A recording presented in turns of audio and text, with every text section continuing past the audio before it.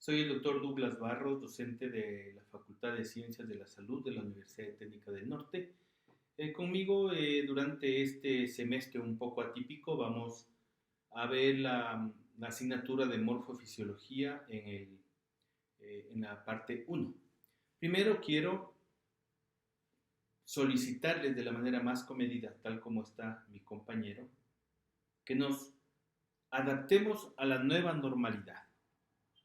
Obligatoriamente debemos utilizar mascarilla, una mascarilla que cubra perfectamente nariz y boca, para evitar el contacto con personas que estén contagiadas y que nosotros no lo sepamos. Si es que, a más de eso, yo necesito estar donde hay muchísima gente, donde se aglomeró demasiada gente, hemos de utilizar estos protectores faciales. De esta manera, ni él ni yo nos vamos a contaminar. Si él está contaminado, a través de su boca o nariz no va a pasar las gotículas que lleva el coronavirus hacia mí y viceversa. Yo estoy protegido, él está protegido. Él puede ser su familiar cercano, puede ser su hijo, puede ser un pequeño, puede ser un anciano. Por favor, tomemos en cuenta mucho estas recomendaciones. Y algo importante, no olviden el lavado permanente de manos, que es lo que nosotros debemos tener como ya parte de nuestra actividad diaria. Cuando nos retiremos la mascarilla, no se olviden de cerrar bien los ojos, y nunca manipular la mascarilla por este lado, porque aquí es donde puede estar impregnado el virus. Con esta mini introducción que quiero hacerles y como medidas de bioseguridad, vamos a dar inicio a nuestro primer capítulo, que son los principios básicos de anatomía y fisiología. Vamos a seguir el texto de Jan Pitt, que posteriormente les haré llegar la forma y la manera como deben tenerlo, porque necesito que lo tengan para poder trabajar y sacar el mejor provecho. Bienvenidos, espero que me logre hacer entender y llegar hacia ustedes con todo lo que pretendo. Cualquier comunicación lo haremos de manera presencial cuando ya iniciemos oficialmente el periodo, que va a ser muy prontito, y en la primera clase vamos a explicar todo lo que vamos a hacer en nuestro semestre. Bienvenidos. Recuerden, les saluda el doctor Douglas Barros, más conocido como el Dr. Du. Bienvenidos. Hola con todos. Bueno, como dijimos, vamos a ver la primera parte de nuestra materia, que son los principios científicos básicos de anatomía y fisiología. Esto es para el primer semestre de la carrera de enfermería en la cátedra de morfofisiología 1. Nosotros vamos a enlazar lo que es anatomía y fisiología. Anatomía es el estudio de las estructuras del cuerpo humano, que viene de dos raíces, que es ana por medio de y tom, que es corte. Y la fisiología es el estudio de las funciones de esas estructuras y la correlación que tienen entre sí. Viene de dos raíces, que es physis, naturaleza, y logos, tratado. Los niveles de organización, desde lo más básico, lo indivisible, el átomo, aunque siempre la ciencia sigue avanzando. El átomo es seguido por las moléculas, luego por las macromoléculas, seguidas por los organelos. A continuación vienen los tejidos que se conforman, los órganos, los aparatos y sistemas, y posteriormente el organismo, cuerpo humano o cualquier ser vivo. Las características de la vida son la reproducción, el crecimiento, el movimiento, la respiración, la reactividad, que son los cambios que debemos tener todos los seres vivos ante los efectos que el medio ambiente provoca sobre nosotros, la digestión para poder tener energía, para poder crecer. Esta es facilitada por la capacidad de absorción que tienen nuestras células especializadas para obtener los nutrimentos que requerimos, que son llevados a través de la circulación hacia todas las células del cuerpo, donde se van a asimilar todo lo que requerimos y lo que no sirve posteriormente se va a excretar. Los requerimientos corporales fundamentales desde el agua, los alimentos, el oxígeno, el calor y la presión. Sin agua no hay vida, eso ya aunque parezca trillado, pero esa es la verdad. Lógicamente el agua va a ayudar a todo, la ingestión, asimilación de los alimentos. A nivel pulmonar el oxígeno lleva vida y funcionamiento a las células, que también funcionan con calor y presión tanto atmosférica como interna. El átomo es la unidad más pequeñita conocida, que tiene electrones de carga negativa, protones de carga positiva y neutrones que no tienen carga. Las características de los átomos, siempre el núcleo debe estar en el centro, la capa interna u órbita siempre tiene un máximo de 2 electrones, la segunda capa tiene un máximo de 8 y la tercera tiene un máximo de 18 electrones. La capa de valencia es importante, es la capa más externa de un átomo y determina su comportamiento en las reacciones químicas.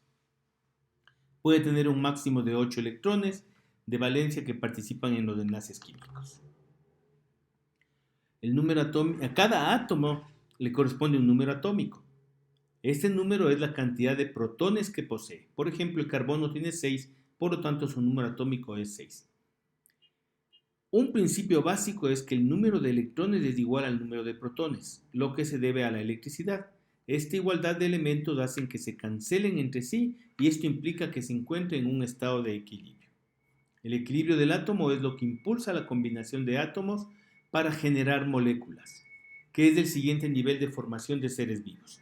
Es la partícula más pequeña de un elemento o compuesto que tiene una existencia independiente, por ejemplo, el cloruro de sodio. Los enlaces químicos son la unión de átomos entre sí, es la fuerza de atracción que los mantiene unidos. Esta formación de enlaces químicos produce energía. La capacidad de combinación de los átomos se conoce como valencia. Hay varios tipos de enlaces, los iónicos, los covalentes, los polares y los de hidrógeno. Un enlace iónico se produce de la siguiente forma. Ponemos un elemento que es sodio y otro que es cloro, los unimos y se forma el cloruro de sodio. Un átomo pierde su equilibrio al perder un electrón, en este caso el sodio. Por lo tanto, se hace inestable. Y para volver a estabilizarse, se une a un átomo, en el caso del cloro, que sí es capaz de recibir a ese electrón. Cuando se mezcla átomos de sodio y cloro, un electrón de cada átomo de sodio pasa al de cloro, con lo que se forma la molécula que es el cloruro de sodio. Esto es el ejemplo de un enlace iónico. Un ion es un átomo o molécula en el que el número total de electrones no es igual al de protones. Entonces, un átomo o molécula es negativa o positiva. Iones con carga eléctrica positiva se conocen como cationes y los iones con carga eléctrica negativa se conocen como aniones. Un enlace iónico entonces se forma entre átomos de carga positiva o negativa, se atraen y se estabilizan entre sí, pero no transfieren ni comparten electrones mutuamente. Los átomos comparten electrones, cada átomo tendrá completa su capa de valencia, la capa externa, se forma un enlace covalente cuando dos átomos se acercan. Hay tres tipos de enlaces covalentes: el sencillo, que comparte un electrón de la última capa, como en la molécula de hidrógeno; el covalente doble, que se comparten dos electrones de cada átomo, como en el caso del oxígeno; y enlaces covalentes triples, se comparten tres electrones de cada átomo, como en el caso del nitrógeno. Los enlaces polares, tenemos que las moléculas no comparten los electrones de manera equitativa, por lo tanto hay separación de cargas eléctricas positiva y negativa. Esto es la polaridad. Hay un débil enlace que se forma entre moléculas. Este enlace se forma por la regla de que cargas eléctricas opuestas se atraen. Este enlace polar ocurre solo entre moléculas que contienen hidrógeno. Esto es importante. El enlace polar ocurre solo entre moléculas que poseen hidrógeno, por lo que se les conoce también como enlaces de hidrógeno. Y este débil enlace es muy importante para sustancias con actividad fisiológica, como enzimas, anticuerpos, moléculas genéticas, fármacos, etc. Ustedes van a manejar mucho en la práctica clínica de lo que tiene que ver con los electrolitos, que son sustancias que se desplazan hacia electrodos con cargas opuestas en líquidos. Son moléculas unidas por enlaces iónicos, se disuelven en agua dentro de células corporales. Se disocian estos iones, a estos iones disociados se conocen como electrolitos, como estamos viendo en la imagen. Esto no aplica para moléculas formadas por otro tipo de enlaces covalentes que se denominan no electrolitos como la glucosa, urea, creatinina. Entonces, entre los electrolitos de importancia clínica en nuestra práctica está el sodio, el potasio, el cloro, el calcio, el magnesio, el manganeso. ¿Cuál es la importancia de estos electrolitos? Que entramos en este grande embudo que es nuestro cuerpo.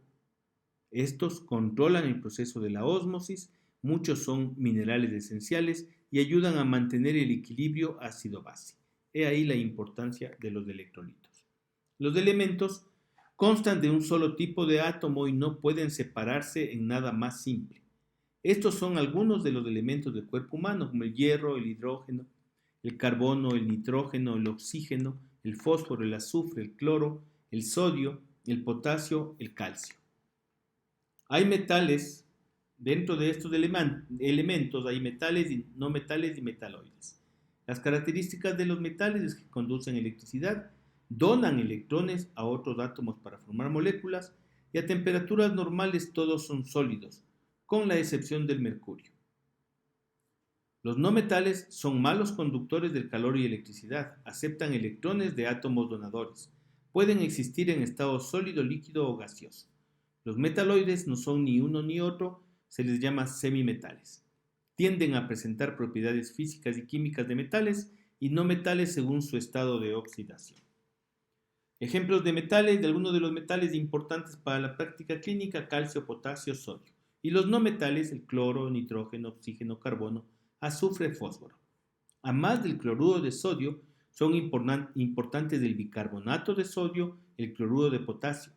El hidrógeno es interesante porque tiene propiedades de metal como de no metal. El agua es un elemento líquido formado por la unión de dos gases, hidrógeno y oxígeno. El compuesto es una sustancia pura constituida por dos o más elementos unidos químicamente. Se pueden separar por medios químicos, no así los elementos. Entre estos tenemos el agua, la sal, el dióxido de carbono. Es importantísimo en el equilibrio y estabilidad de nuestro cuerpo que manejemos lo que es el pH. Aquí tenemos algunos ejemplos. Del 7 hacia el 0 todo es ácido y del 7 al 14 todo es alcalino. El pH de vida en la sangre es de 7.35 a 7.45. Todo lo que vaya hacia 7.35 ácido y solo lo que vaya a 7.45 es alcalino.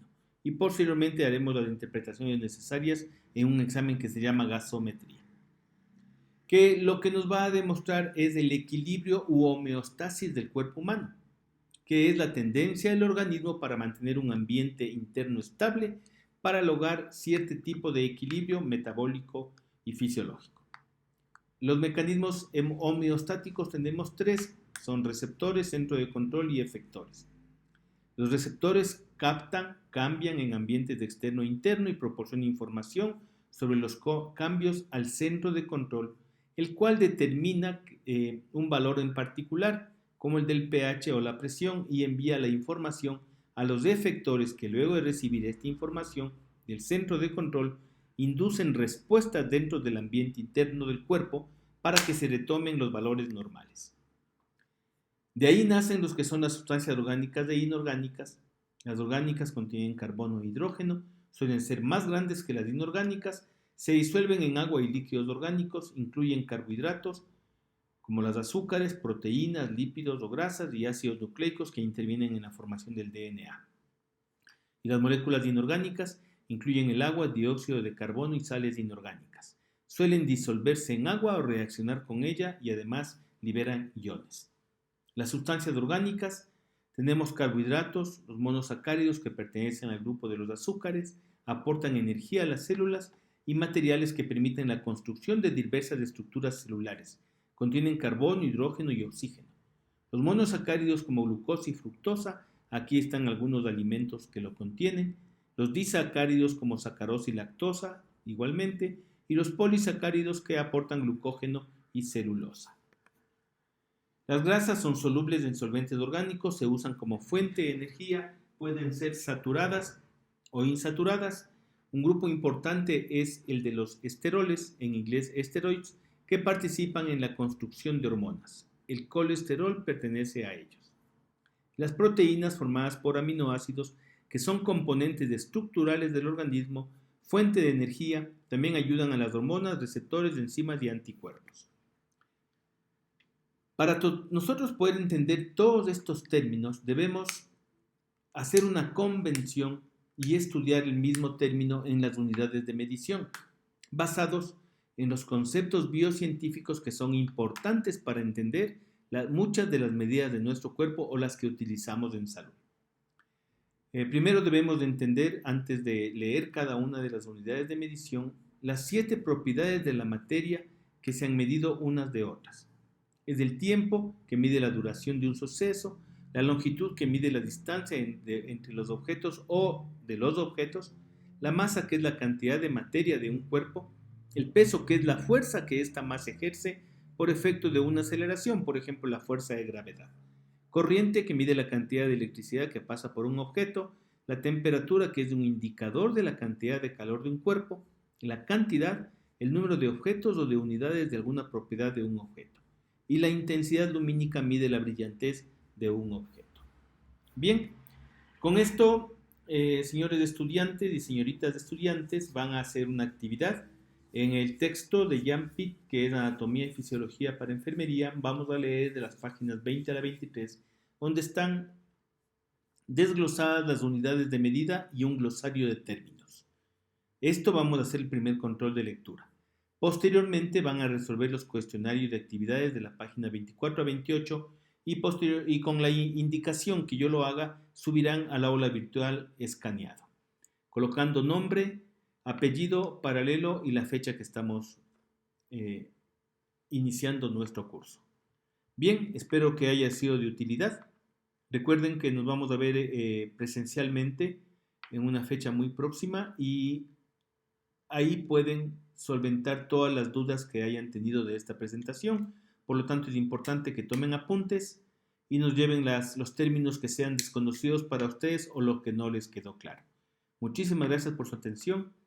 Recuerden que les saluda el Dr. Douglas Barros o el Dr. Du y nos vemos en clases. Hasta la próxima.